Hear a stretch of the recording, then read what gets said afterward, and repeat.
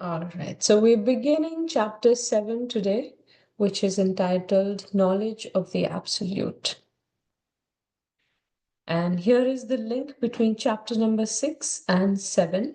Krishna says in 6.31 how such a yogi who engages in the worshipful service of the super soul, knowing that I and the super soul are one, remains always in me in all circumstances. And now Krishna will give another alternative process of liberation based on the knowledge about him. So, where one does not have to go through the laborious process of Ashtanga Yoga, going to the forest and renouncing everything. So, there Krishna says in 6 point, if you can mute yourself, there's a little background noise. Kindly mute yourself.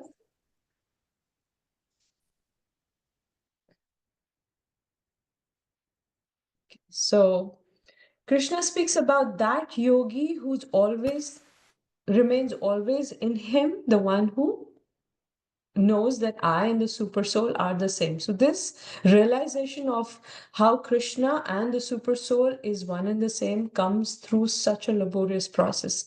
And Krishna describes that from the beginning of the 6th chapter, how Ashtanga Yoga requires so much to be done, right? All those 8 processes, plus going to the forest. When one goes to the forest, sitting not too low, not too high on a kusha grass, then concentrating on them. So many things are involved, which are very, very difficult. In Kali Yuga, also very laborious. So, in starting from the 7th chapter, Krishna is giving an alternative process how we can achieve liberation by knowledge of Krishna. So that's why this chapter is also entitled Knowledge of the Absolute. Another point we can see how that also links. Somebody can read this. You can unmute and read. In the first 6 chapters. Go In the ahead. first 6 chapters, the living entity has been described as non-material spirit soul capable of elevating himself to self-realization by different types of yogas.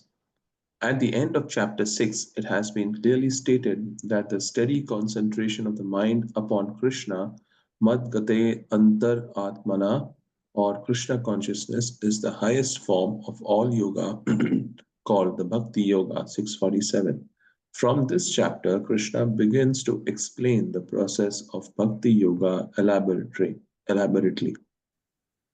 So, first 6 chapters, Krishna describes about so many yoga processes and how ultimately coming to the culmination of that or goal of that yoga process, which is Krishna himself.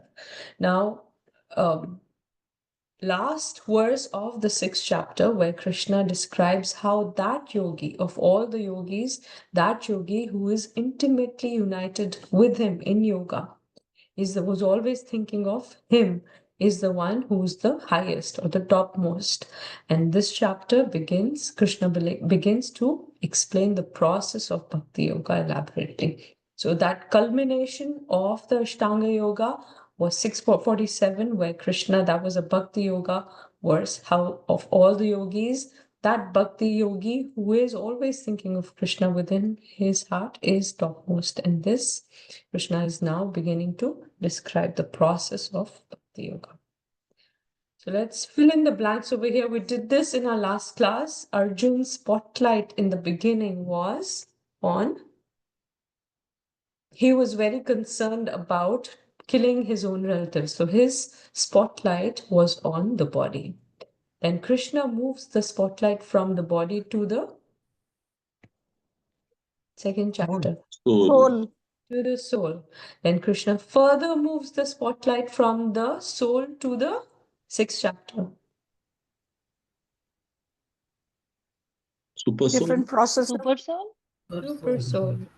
And then now, in the end of the 6th chapter, Krishna further moves the spotlight from the super soul to To himself, bhakti. to Himself? himself, from Paramatma, who's revealed to be Krishna himself. And that is 631, one who knows that the super soul and I, Paramatma and I, are the same. So, flow of the Bhagavad Gita from chapter 1 to 6, Krishna speaks about karma, action plus renunciation, which is renunciation in action. Now, Krishna, starting from 7th chapter, he speaks about action but with attachment. Detachment is already there. Attachment comes also with attachment, detachment comes easily. So, he's going to speak about how bhakti yoga you can achieve the same goal, thinking of Krishna always with love and devotion, but the process is really, really simple and direct process. So action plus attachment is devotion in actions. Devotion spelling is wrong. I'll fix that later. Mood in of Bhagavad Gita in chapters 1 to 6, disconnection, detachment, and rejection. And mood from chapter 7 onwards is connection, attachment, and devotion.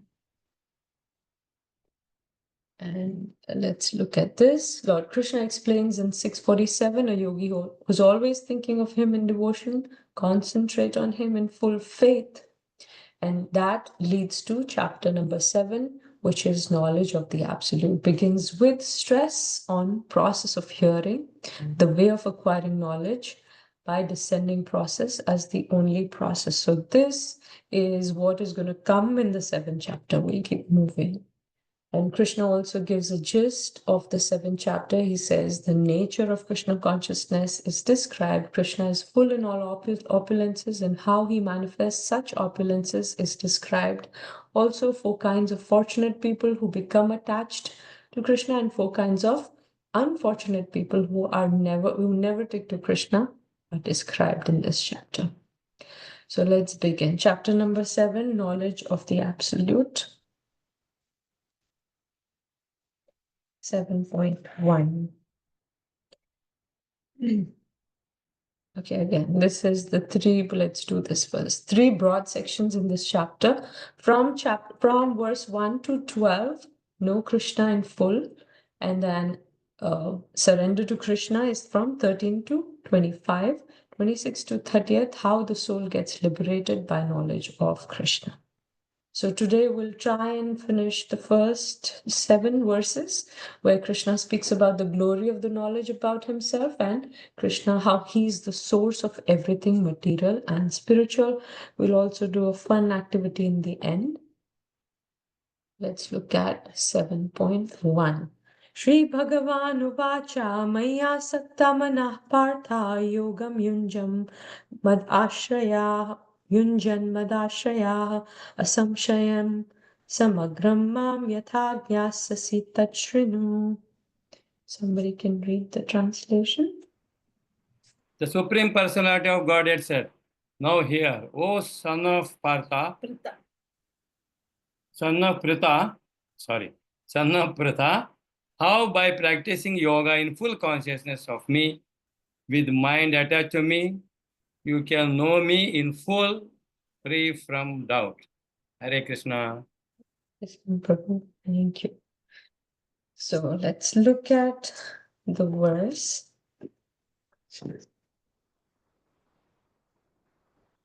Krishna says, Sri Bhagavan Uvacha, Mai Asakta Mana Partha. Krishna says, in me, who is attached, Asakta is attached to me with his mind, O Partha, son of Pritha. And Yogam Yunjam Mad Ashraya, he engages in yoga, Mad Ashraya, taking shelter of me. Asamshayam Samagram Mam says that person will become free from all doubts. Asamshayam Samagram Mam. He will become free from all doubts. Yatha Gyasasi Tachrinu. You'll know me completely.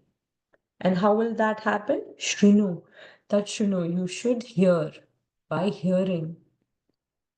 So again, this is from 1 to 6. Krishna lays out a process involving Karma Yoga, Ashtanga Yoga, detachment, and then culminating in attachment. So we heard so much about detachment, right? From the beginning of chapter number 2 itself. And then it culminates in attachment to Krishna in 6.47. Now, Krishna is giving an alternative process to reach the same destination, outlining the elevator. Spoken about this to reach the top. This verse is a direct call for hearing. Krishna says, Tat Shrinu, because by hearing, one will attain glory. So, Prabhupada in the purport lays a lot of stress upon hearing, and he gives so many aspects of hearing, and we'll look at all of those and a few more. So, by hearing, one will attain glory. So, hearing shows us the path. By hearing, one gets to know how to make spiritual advancement and move closer to Krishna. We all have that experience. I knew nothing about, yes, Krishna. He's one of the gods. In my temple, also, small temple, I had so many demigods. Plus, we had Krishna also in one corner. This is our general understanding in India. Everybody has so many, all the deities are there in the temple and they pray to everyone. So by hearing, first time our temple president came home and he spoke to us for 1 hour. He gave us a little bit of knowledge how Krishna is the supreme, quoting verses from the Bhagavad Gita, from the Bhagavatam.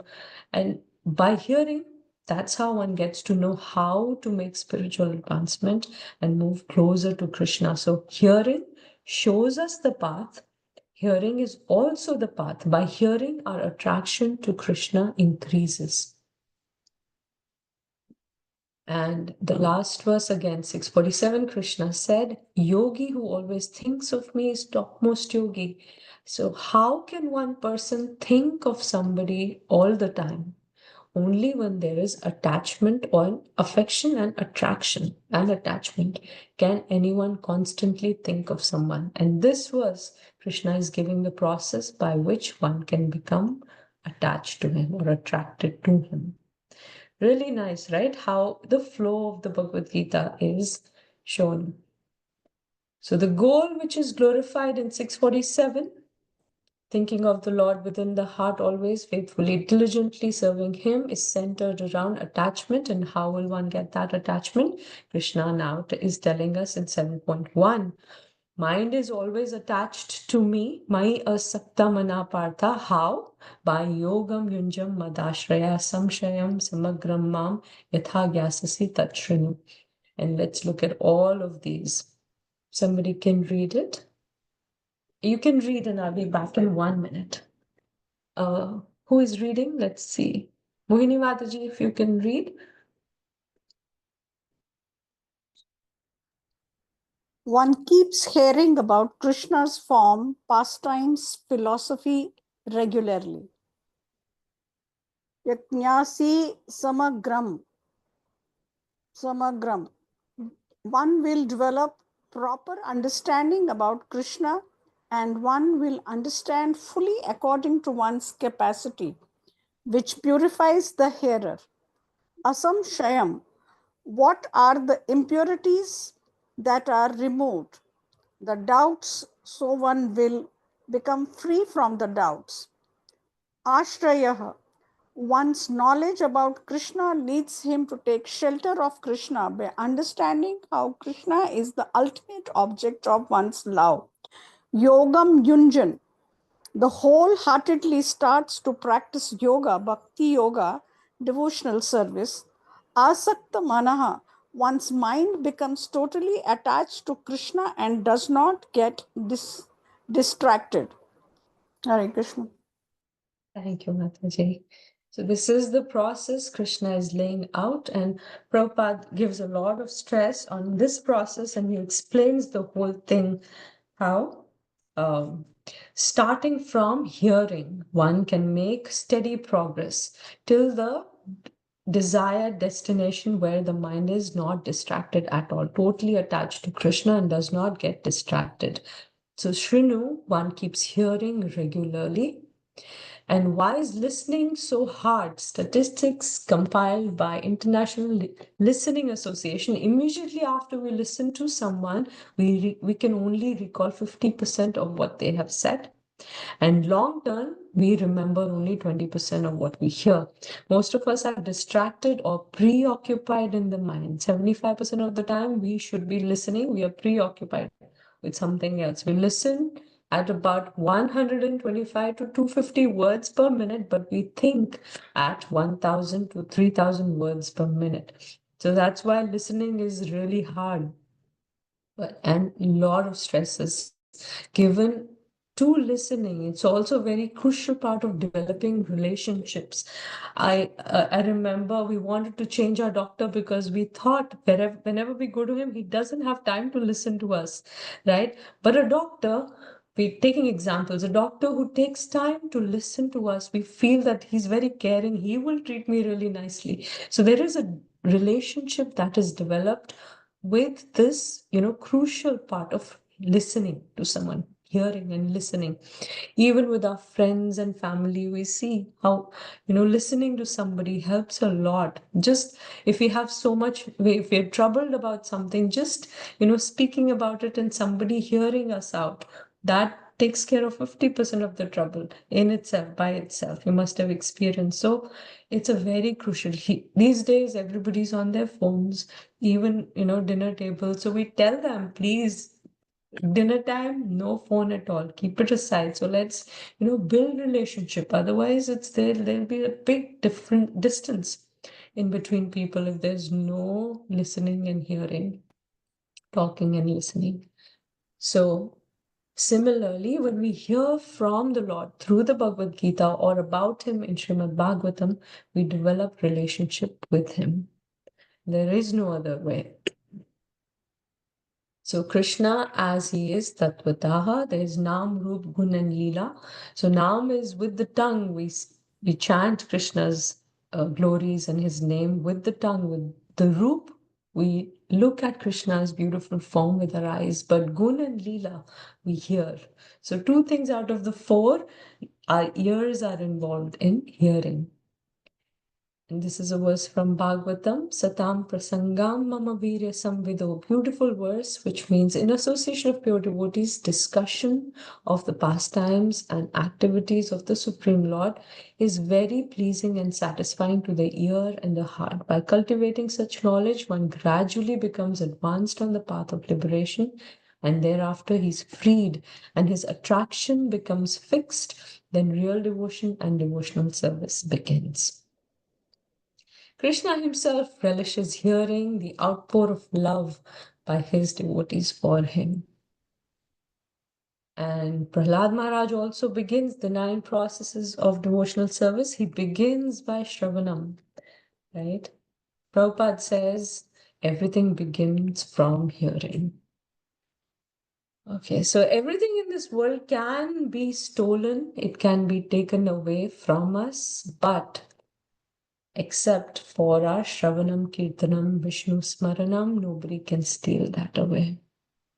And Prabhupada says this process of hearing, the most essential devotional service is rendered in any of the 9 processes, of which Shravanam is the most essential. And how to hear? From the right authority. The Lord therefore says to Arjuna, Tat Shrinu, or hear from me. No one can be a greater authority than Krishna, and therefore, by hearing from him, one receives the greatest opportunity to become a perfectly Krishna conscious person.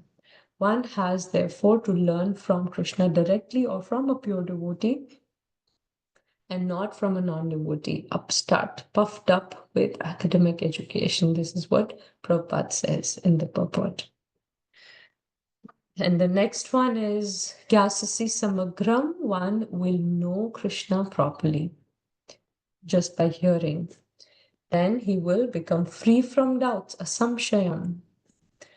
And then he'll take ashraya, he'll take shelter of Krishna. And one starts to practice bhakti yoga, yogam yunjan.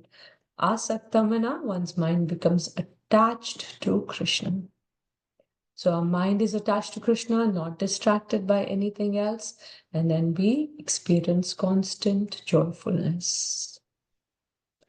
Why are people so sad? Prabhupada says in this material world, people are sad because of lack of Krishna consciousness. That is the only reason. So this is the process Krishna is giving to become happy. One is, our mind is attached to Krishna. It is not distracted by anything else, and then one can be joyful all the time. The superiority or glory of bhakti and Bhagavan realization, or the processes are incomplete without bhakti. By concentrating one's mind upon Krishna, one is able to know the absolute truth completely but not otherwise. In comparison to knowledge about me in my personal form, which is complete, samagram, this knowledge of impersonal Brahman is incomplete. Therefore, you will know me completely, samagram mam, without a doubt. I was talking to just 2 days back, a friend of mine called out of the blue. She got my number from another friend who came to visit me from India last year. So she gave my number to this other friend and she called me. This was after 33 years we spoke. So her name is Lakshmi, Tamil from Tamil Nadu. And she was really nice, close friend. So she was talking about how she's on the path of bhakti also, but in Chinmaya mission. So, and then talking about this Upanishad, that Upanishad, she said all the time, I'm just studying. I don't like going out to shop and this and that. So I was really, it was a beautiful connection after so many years we're talking. And I was thinking, I don't want to talk about all, but that's why we want to be away from people who are always talking about material stuff. So in the beginning, I was like, okay, when she said I'm Lakshmi, I was like really happy to talk to her, but I didn't want to extend it too much. But when she started talking about just, spiritual life, so then I was also attracted and I was talking to her about how I'm falling in ISKCON and we were discussing. And then one thing my temple president taught me, if somebody speaks about his or her spiritual path, they could be speaking all kinds of stuff, but you will not know where they're going, what they're actually aiming for, unless you ask them, what is your destination? Okay, you're doing all of this, you're studying, you go to temple, you also serve over there, but where is it leading you? Where do you want to go? Where do you want to reach? And she said, after attaining all of this knowledge very nicely, it is it is known that I will become Krishna. I was shocked that we are non-different than God. Mayavad philosophy, that everything is one. And so I was like little taken aback. Then she said, even Shankaracharya said that in the end, Govindam, and she was singing the bhajan so beautifully, beautiful voice. I said, see, even the one who's all his life taught impersonalism, in the end, he says, Moodmate, just serve and surrender to Krishna. Bhaj Govindam, Moodmate. She said, yeah, you're right. I want to know about more about how your process works.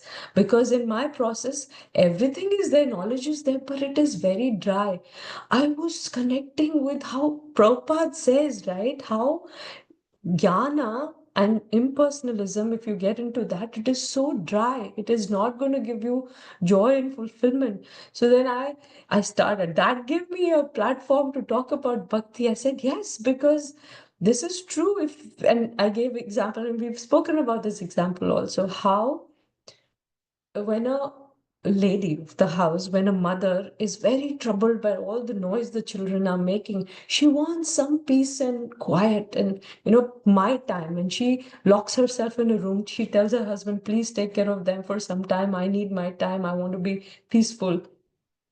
And she could even go out with her friend for a day. I want, my time, whatever. So, but she cannot stay there forever. She has to, and she wants to come back to her family. So there she might get peace for some time, but there is no love over there. There is no connection. There is no reciprocity of, two people coming together in sentimentally, serving each other, loving each other. So then she has to come back. She said, yes, you're so right. There is no joy there. Yes, there is peace. So, and then in the end, we spoke for 2.5 hours. And after that, okay, let's connect again. I said, yeah, she's in Dallas. No, yeah, Texas. And then she asked me, what do you do for your, when you want some entertainment, what do you do? I said, we're going to Sadhu Sangha now in next week. It is a retreat and we have kirtan and bhajans, and we associate with other devotees. And she said, "Can I come also?" I said, "Yeah, sure." So she might try to come for 3 days over there. So this is how, this path given to us by Krishna and so beautifully simplified by Srila Prabhupada for us. It is such a perfect path, such a simple path, and such a glorious path. And when we all are preachers, when we tell others about it, it just makes so much sense. Visheshika Maharaj says, if he says something like this, he says, "Am I right or am I right?" And everybody's like, "Yes, yes, you're right." Okay, let's keep going. Revelation of everything. Full and scientific knowledge is Krishna, and everything is revealed to the person in Krishna consciousness. In complete Krishna consciousness, one knows that Krishna is ultimate knowledge beyond any doubts. By Krishna consciousness, one can know everything in full, namely the absolute truth, the living entities, the material nature, their manifestations with paraphernalia. Activity. Okay, in the past, many devotees achieved perfection by the process of hearing. Let's see how many we can think of. How many of such pastimes can we think of where somebody achieved perfection by hearing? Parikshit Maharaj. Parikshit Maharaj. Parikshit Maharaj. Prahlad Maharaj. Prahlad Maharaj. Yes. Maharaj. Mirabai. Mirabai by hearing. Okay.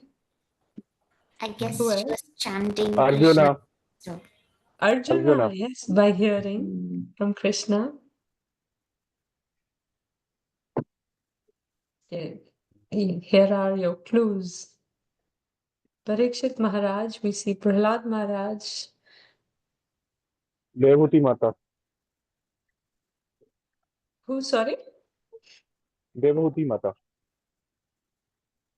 I think I cannot hear properly, maybe. I said Devahuti Devahuti. Mata. Devahuti, yes. And Is this Kayadu Mataji? Kayadu, so that's Yes. Prahlad Maharaj. Then there is Yes. Dhruv Maharaj also by hearing Oh, from Dhruv Narad Muni. Maharaj. Oh, I thought that was Prahlad. Okay. Okay. Yeah, his guru is also Narad Muni. So yeah, Narad Muni. Yeah, same yeah, Guru. see how Dhruv Maharaj, he left his palace, and then how, you can see a palace, and then he met Narad Muni. Narad Muni, yeah. The Vyas Muni there? Vyasadeva and Narad. Narad Muni. Yeah. By hearing from Narad Muni, Narad he Muni. started compiling Srimad Bhagavatam. Narad Muni has always been like teaching a lot. Chaitanya I think even the 10 sons of Daksha also, 10,000 sons of Daksha also. Chaitanya Mahaprabhu is preaching to whom, Mataji? Sanatana Goswami. Oh, That's correct. okay. That's what. But it's Hey, just there been are more. There are more. Mataji, 1 second. The previous Oh, slide. Can you go to the who's the Arjuna. who's the Arjuna. one below in Kapil the Dev. second? Kapil Dev. Kapila Dev and Devahuti Mata. Oh, okay. Okay. Now, Nrigari. Mrigari and Narad Muni. Yeah, this is Hmm. this Maharaj sitting on the throne. Who, Mataji? Krishna sitting on the throne and Which is Narad the Muni Chitraketu. speaking to Yudhishthir Maharaj. Oh, Yudhishthira. Yudhishthira, Haribo. Mhm. Yeah. If spelled right, what's the name? Mataji, there is one time like when Shiva was actually telling the Bhagavatam to Parvati Maya, and Shuka was listening there. That's also come into hearing. Yeah. For sure. Wonderful. Prabhupada and Bhaktisiddhanta Saraswati Thakur. Yes. Haridas Thakur and the prostitute. Maya Yes. Devi. And Krishna is preaching to whom, Mataji? Yeah? Uddhava. Uddhava. Uddhava. And in this, And one top left. on the top right, what is that, Mataji? Yeah, I mean, that who is is left. that? So that is Bharat Maharaj's next life. Jad. Jad Jadabharat. Bharat talking to Oh, King Rahugana. okay. Jadabharat. Yeah, Jad Bharat. Okay, so we'll come to the next The last one, presentation. Mataji. Below Jad Bharat, who is it? It's Prabhupada and listening from his Guru Maharaj, Bhakti Siddhanta Saraswati. Hari Vaah. Hari. Yes, clear. All right, so we'll come to the next one. Here you go. Okay, the second and the third was glory of the knowledge about Krishna. We'll go a little faster, 7.2.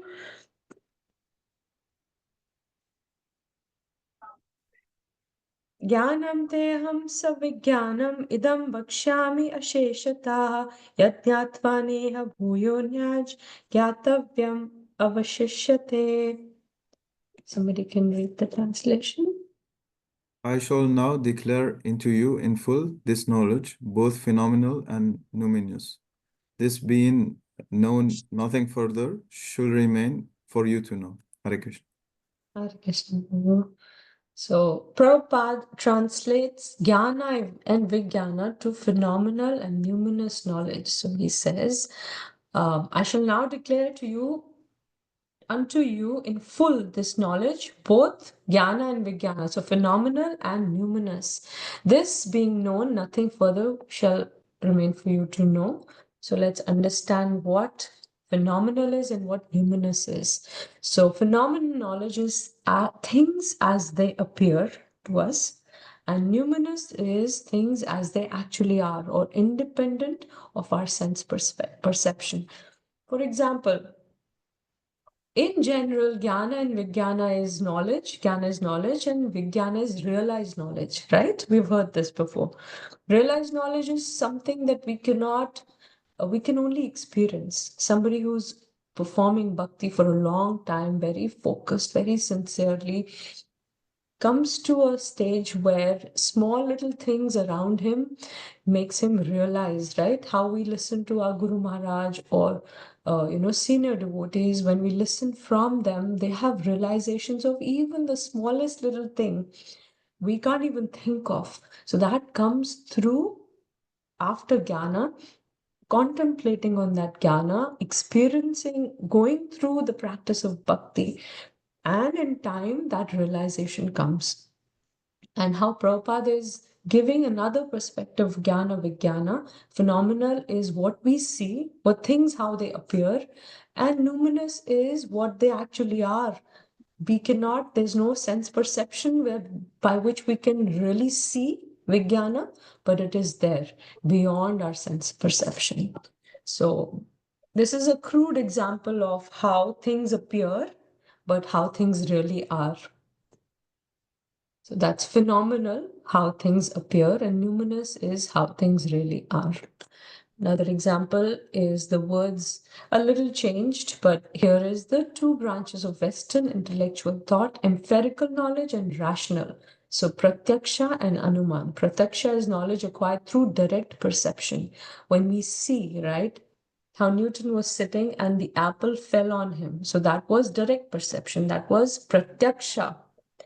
But Anuman is knowledge acquired through reasoning. Then he thought, why did this happen?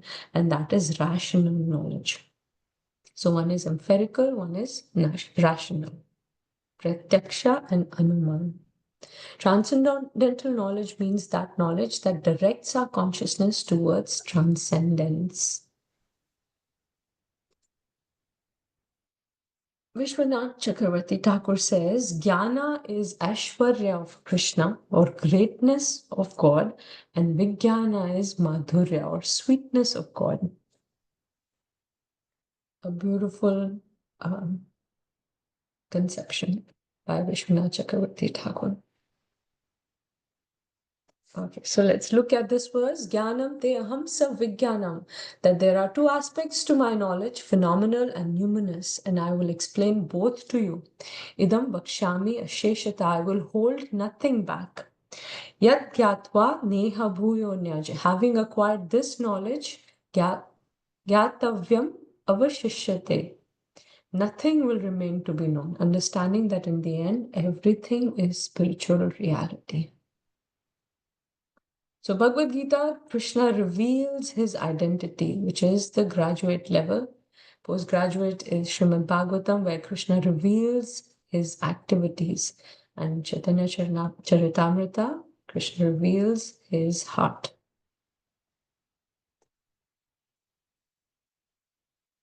And Mundaka Upanishad, that friend of mine also quoted something from here. Now I remember. Okay, so this is, if one can understand Krishna, the Supreme Personality of Godhead, then everything becomes automatically known to him. Let's go to the next verse. So Krishna is speaking about the glory of this knowledge. 7.3 Manushyanam sahasreshu kaschit yatati siddhaye yatatam api siddhanam kaschin mam veti tatvatah. Somebody can read the translation. Out of many thousands, continue growing. Out of many thousands among men, one may endeavor for perfection, and of those who have achieved perfection, hardly one knows me in truth. Thank you. So Manushya, thank you. Manushyanam sahasreshu.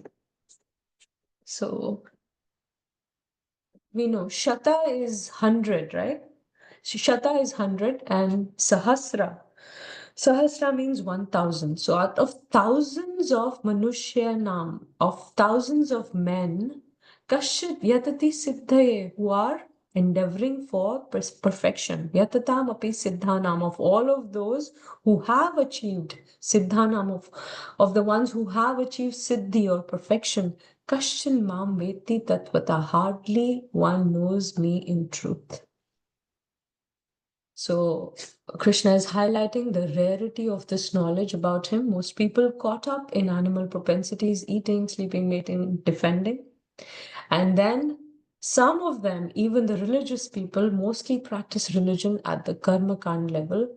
The specifics of dharma, artha, kama might not be there, but they're religious, but when they come in front of the Lord with their hands folded, eyes closed, something is going on in the mind.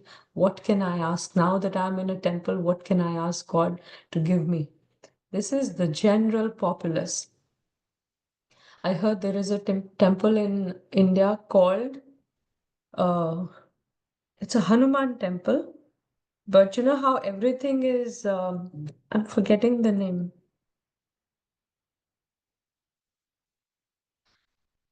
Everything is fast track, right? These days. So that temple is named like that. Something that we can ask from Hanuman and we'll get it quickly. So it's named like that. Ichhapurti Hanuman. Is it Ichhapurti Hanuman. Ichhapurti?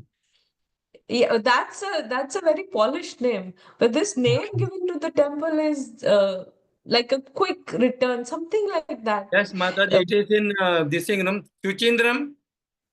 Chuchindram, there is a Hanuman. He gives the boon immediately. Okay, so maybe that one. I heard about it. So quickly you can get your benefit, whatever you're looking for, you can go there and pray and you'll get it. So they get stuck up at this level instead of pursuing growth in spiritual life. People go to all these kind of astrological, tarot card and fortune tellers. Please tell me who will be my soulmate. Me myself in school, there was this astrologer who came and who could tell your future. And this was my sister-in-law's house when we were still in school. So my best friend is now my sister-in-law, and his brother is here in our class, Vishal Prabhu. So in her house, after school when we went, there was this astrological, this was, what do you call him? A person who can tell your future. He was there, and so many of the relatives had come, and the way he could tell your future was whatever clothes you've been wearing, you can change and bring the one that you had been wearing. Just put whatever Lakshmi you want to donate to him, and then that money in a knot in that cloth that you were wearing with a question in your mind. And when you come in front of him, he'll open that knot and he will tell you the question. You don't have to say anything. He will tell you the question. Vishal Prabhu, you must be really small that time, so maybe you don't remember. So Yes, yes, I don't remember actually. yeah, you won't remember. So I was thinking when I was putting that knot, because in school, you are not really bothered about, you're so happy going, and you don't have worries. And I was thinking, okay, maybe I'll just ask who will be my future husband. Maybe that I'll ask. So then I just tied the knot, and he opened the knot. He looked at me and he said, you really don't have any question, but I can tell you the one that you will marry you'll find him on the field. Field. I said, field? He said, yeah, you're in sports and you'll find him in sports field only. And he is a cricketer, my husband. He used to play cricket Mataji, a it lot. came true. Yeah, but see how people have these siddhis. We can, they have mastered all this, but we get stuck over there. Wow, this must be Bhagwan, he's told me. And then now when people see that something has come true, they want to go back to him because they have so many more questions. Okay, now tell me this. You can only fix. So I was also like that, and maybe still am, thinking of who will be my soulmate in the future, but we forget or we don't know. Krishna is our eternal soulmate. Very rare. Krishna is highlighting again the rarity of knowledge about him. Very rare. Siddha striving for liberation, and they have different conceptions. Jnana yogis think Brahman is the absolute truth. Dhyana yogis think Paramatma is the absolute truth. And extremely rare are the bhakti yogis who understand Bhagwan as the absolute truth in his beauty and glory, in his complete majesty and his complete sweetness. And Krishna is underscoring how rare knowledge about him. He says, out of those, very few people know me. What I'm going to tell you is it's very few people know this knowledge. So what is he doing by saying like this? He is attracting Arjun's attention. Kashin Mam Veti Tatvata, hardly one knows me in truth. And the knowledge I'm going to give you is that secret where nobody really knows. So bhakti is guided, enriched, beautified sentiments. Real knowledge about Krishna is rare. Why? Because it comes by revelation and not by reflection, reconstruction, recollection. That's what, Gyanis, they think they can understand by their own skills, by their mental capacities, and they can reflect, they can recollect all of these things. But in bhakti, we are under the grace of Krishna, and only by revelation that knowledge. Krishna in the 10th chapter is going to say, Dadami buddhi yogam tam yena mam upayantate. He says, I give them the knowledge by which they can come to me. We can read these notes later. They're all from the purport. Sridhar Swami says, devotion is essential. Without devotion, for me, attaining knowledge about me is impossible. Although this knowledge about me is very rare, I will share it with you. So, like I gave example of my friend, right? The knowledge was coming, but because there is no devotion or devotional service is absent, therefore, the Krishna says, attaining knowledge about me is impossible. You will get it theoretically, but to absorb it practically cannot happen without devotion for Krishna. Again, this is from the purport. After describing how rare knowledge about Krishna is, he will start to describe what that knowledge is, knowledge about the Absolute. And move to the next.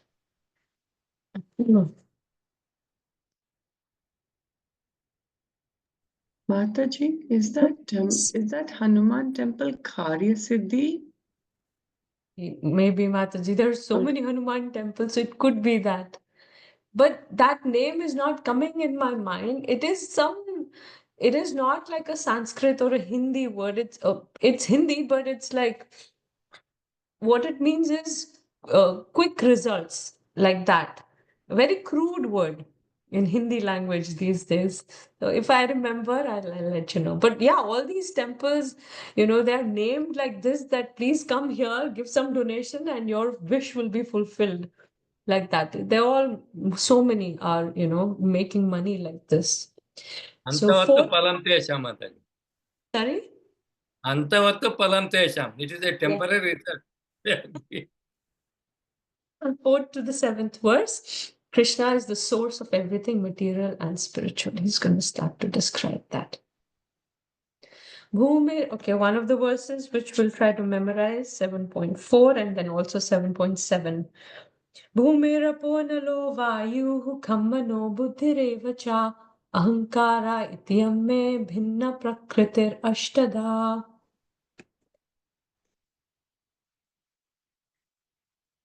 Earth, water, fire, air, ether, mind, intelligence, and false ego, all together, these 8 constitute my separated material energies.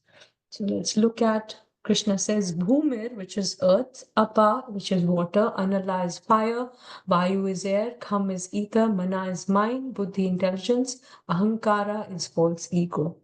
So all of these, Krishna says, are my separated energy, constitute my separated material energy. So all this is material, Krishna saying. So first 5 are gross, which is earth, water, fire, air, ether.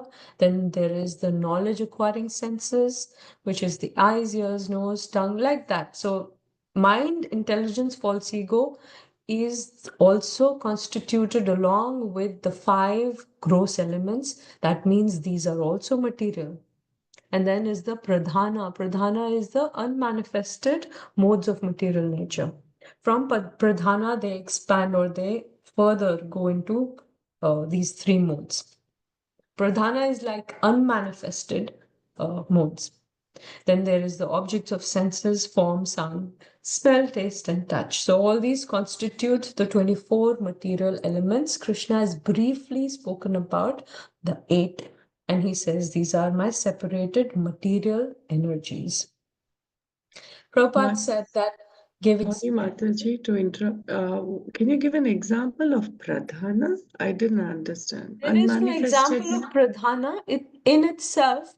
Okay, so let's look at this. We're going to talk about the 3 Vishnus in the coming up slides, where, okay, we all know Mahavishnu, right? When he breathes out, all the universes come out. But when he is breathing in, all of the universes are going back in him, right? So they are becoming unmanifest. So where are the 3 modes going? In the unmanifest stage within Lord Vishnu as Pradhana.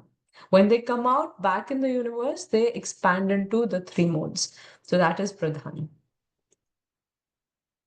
And Prabhupada gave example of how he is different. So he used to dictate in the dictaphone, right? When he used to translate. And he used to say, when you hear my voice later in the dictaphone, in the whatever audio, is that me? And his disciples used to say, Prabhupada, no, that's not you, that's your voice. So that's my energy, Prabhupada used to say. So that's how he gave the example of how the energy is a part of me only. It's coming. When you hear my voice, you remember me. So that's how he's relating to Krishna, how he has these separated energies, which are non-different than Krishna himself, but they're separated. Very beautiful example for us to understand practically what Krishna means by his separated energy. So Krishna is the source of everything. Now, analyzing the material elements, both gross and subtle, by products of Krishna's inferior and in modern science, we have, these elements which the scientists, they work on or they experiment on or they find out more about: earth, water, fire, air, ether. Krishna is talking about all of these, plus he's also bringing in the mind, intelligence, false ego, and the soul also, which he's going to bring now in the next verse, where these are Krishna's energies only. You can read this later, these notes from the purport, but we'll concentrate here in this verse on these 3 Vishnus. Most of you might know, but we'll do a recap. Mahavishnu creates the total material energy, then known as the Mahatattva. Then from him comes Garbhodaksha Vishnu, who enters into the universes to create diversities in each of them. Then from Garbhodaksha Vishnu comes Shirodaksha Vishnu, who's the Paramatma in the heart, also within all the atoms. We are going to have later in the end an activity on these three Vishnus. So you have to look at their forms at least very carefully, how they look like. You should be able to tell which Vishnu is which. In this picture, you can see, or maybe here, you can see how from Krishna. So Krishna, if we go in detail, Krishna expands into, the first expansion is Balaram. Balaram further expands into Chaturvyuha, Sankarshan, Pradyumna, Anuruddha, and Vasudev. From that Chaturvyuha, Sankarshan expands into Narayan. From that Narayan, again, there is another second quadruple expansion, Chaturvyuha, again, Vasudev, Sankarshan, Pradyumna, and Anirudh. In that second quadruple expansion, Sankarshan further expands to Mahavishnu. So see how where Krishna is and where Mahavishnu is. Expansion of an expansion of an expansion of an expansion. Mahavishnu is the source of all the universes, like we spoke about. When he breathes out, all the universes from his body come out. See how he's laying down in the causal ocean, there's nobody around him. So we're talking about these, how they look like. Be very attentive, because that's what the activity is going to be. Mahavishnu, or Karno Daksha Vishnu, is laying down in the causal ocean with universes coming out from his body. There's nobody around him. Then he expands to Garbhodaksha Vishnu within each of those universes. That means every universe has a different Garbhodaksha Vishnu taking care of that universe. And how to tell who is Garbhodaksha Vishnu? He's also laying down in the ocean with the Anantashesh upon him, with Lakshmi Devi now at his feet, and from his navel coming this stem of lotus, and on the lotus is Brahmaji. That is Garbhodaksha Vishnu.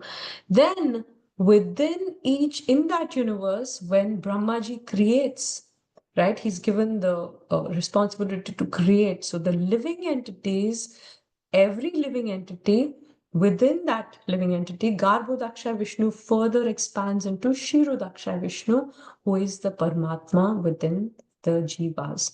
And how does Shirodaksha Vishnu look like? He's standing with the four hands on the lotus. That's Shirodaksha Vishnu. Yeah?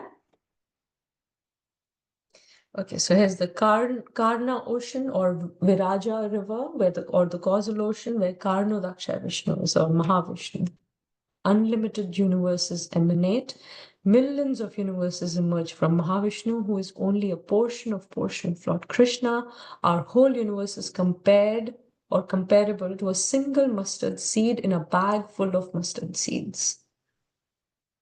In each and every universe, the same Mahavishnu enters as Garbhodak or Garbhodaksha Vishnu and lays on Anantashesh. All the living entities injected within the womb of the Mahat Tattva are divided in all universes with the incarnation of as Garbhodaksha Vishnu, and all of them lie in his navel until Brahma is born. That's how Brahma is born, and there are 14 planetary systems consisting of upper, middle, and lower. And these are all the lokas, starting from Satyalok all the way down to Patala. And in between is the Bhulok.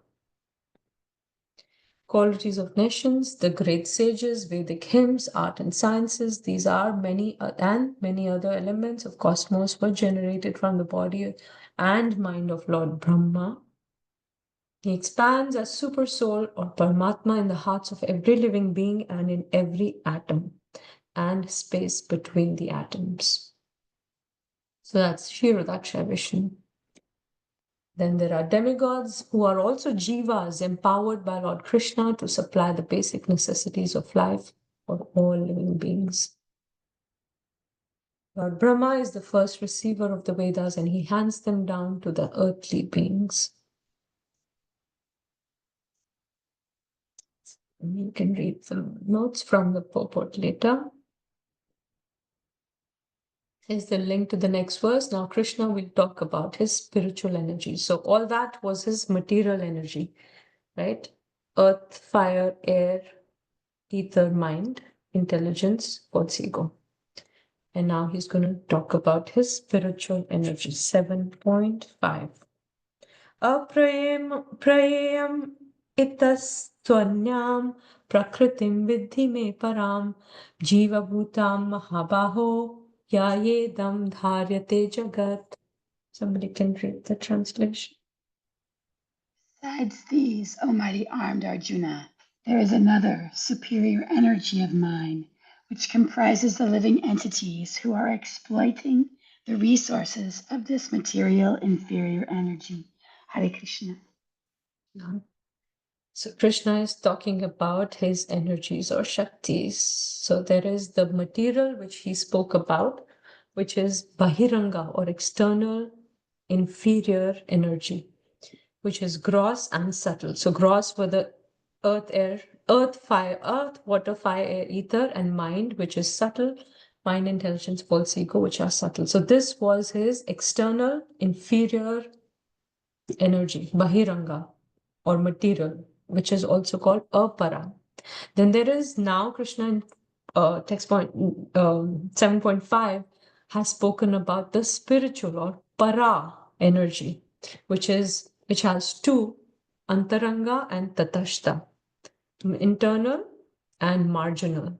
So one is hasn't talking about the antaranga, he's talking about the marginal right now in this verse, which are the jivas who are exploiting the material world in conditioned state.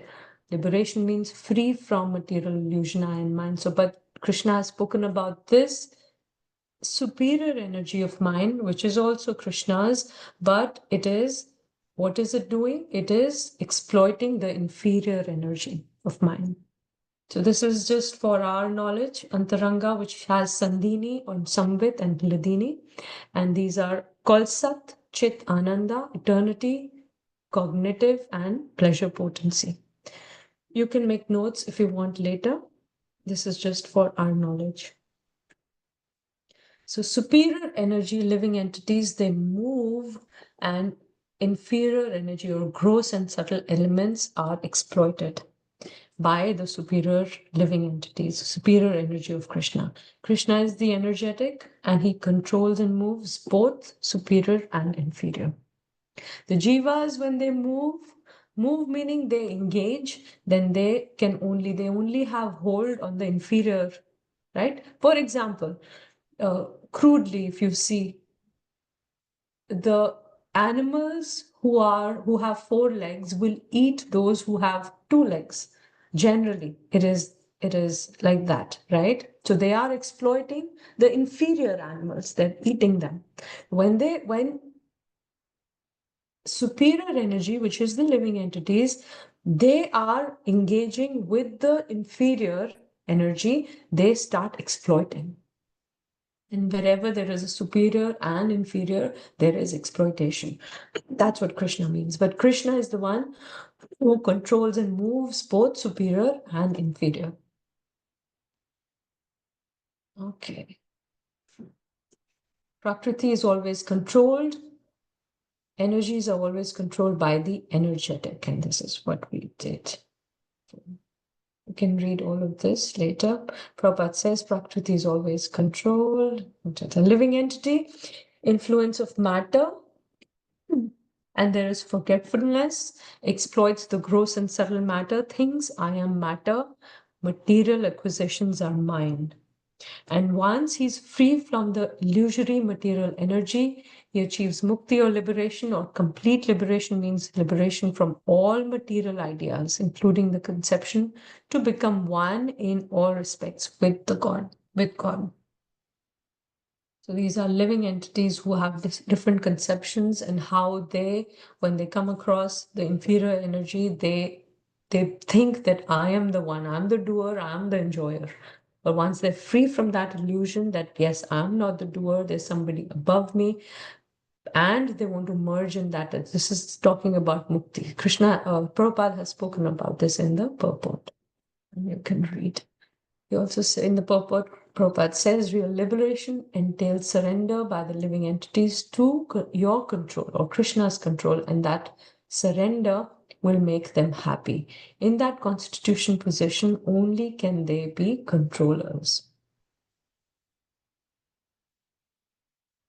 Krishna now describes how he is the source of everything.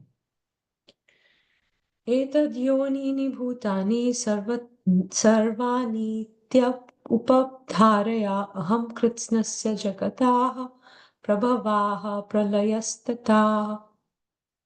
Can read the translation.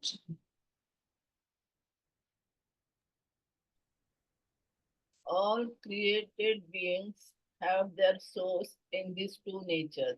Of all that is material and all that is spiritual in this world, know for certain that I am both the origin and the dissolution. Thank you. Very simple. Hare Krishna. Very simple verse. Krishna says that of all material and spiritual, which Krishna has described in 7.4 and 5, how he's the source of material, and in 7.5, he's the source of the spiritual also, or the superior energy. Now Krishna says, you should know that for both of them, I am the origin. So there's the supreme, and there's the super soul and the soul. So Krishna is and the material also comes, where Krishna is the origin of all. Again, this is super soul of Mahatattva, which is Mahavishnu. Super soul of universe is Garbhodakshay Vishnu. Super soul of living entity is Kshirodakshay Vishnu. Everything that exists is a product of matter and spirit. Life and matter come from life. Spirit, it is eternal, and the basic field of creation, material world, is manifested on the basis of spiritual energy. Material body developed because spirit is present within matter. Material universe developed because of presence of super soul. Even a little seed, if you sow the seed in soil, because there is some energy in there, right? Krishna's energy in there. There is a soul in there. That's how it starts to grow, because of the energy of Krishna. So Krishna is the cause of both spirit and matter. 7.7, very beautiful verse, very important verse, which we'll try to memorize also. You can repeat after me. Mattaha parataram nanyat kinchidasti dhananjaya Mai sarvam idam protam sutre mani ganaiva. We'll recite the whole verse. Mattaha parataram nanyat kinchidasti dhananjaya Mai sarvam idam protam sutre mani ganaiva. O conqueror of wealth, there is no truth superior to me. Everything rests upon me as pearls are strung on a thread. When I was studying this verse, I was thinking how the whole Bhagavad Gita is so beautifully named Gita, because it's a song, right?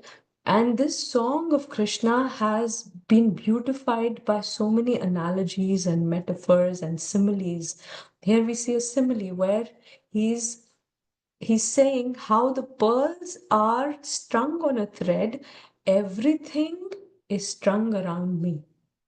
So I am the basis where, everything rests on me, upon me. So it's really nice. Matta parataram na anyat. There's nothing or no truth superior to me. So apart from me, there is no truth superior to me. Krishna herein confirms the supremacy of personal aspect of absolute truth, thus settling the controversy whether the absolute truth is personal or impersonal. He's not saying that Brahman is superior and I'm coming from the superior, right? He's saying there's no truth superior than me. Prabhupada says it is important verse to defeat Mayavad philosophy. So let's look at them. Krishna has inconceivable attributes. He's all pervading by his multi-energies, both material and spiritual. There's no truth superior to that supreme person, because he is the supermost. So standing in front of Arjuna, he's saying, There's nobody more superior than me. Then me means him, himself, in his personal aspect, right? This is so clear. He's smaller than the smallest and he's greater than the greatest. This is from the Svetashvatara Upanishad, which is quoted by Prabhupada in the purport. That's why it's there in the slide. Smaller than the smallest as Shirodaksha Vishnu. He is within each atom, right? Atoms can be really, really can't even see with your naked eyes, but Krishna is there within them also. So then he's the smaller than the smallest. He's the greater than the greatest as Mahavishnu, where from his pores universes are coming out. He's situated as a silent tree and he illuminates the transcendental sky. And as a tree spreads its roots, he spreads his extensive energies. Mai sarvam idam protam sutre mani ganaiva. Mai sarvam idam protam. Krishna pervades and sustains everything just like a necklace is pervaded by a thread. His pervasion is not passive but active and unifying. It unifies everything in the universe. So apart from me, Sri Goswami says, apart from me, Krishna is saying, there is no other independent cause of creation, maintenance, and destruction. In me only everything rests. So Krishna, he's transcendental, he's beyond matter or separate than matter. And he's immanent also. He's present within matter and sustains matter, not contained by matter, not limited to matter.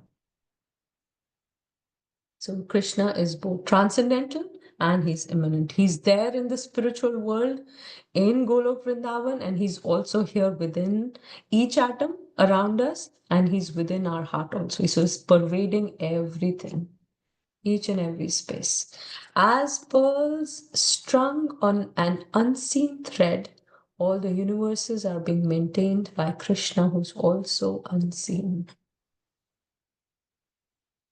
So when you see a necklace, also, I thought about how when we dress the deities, we put a garland around him. Even before that, we put the necklace around him.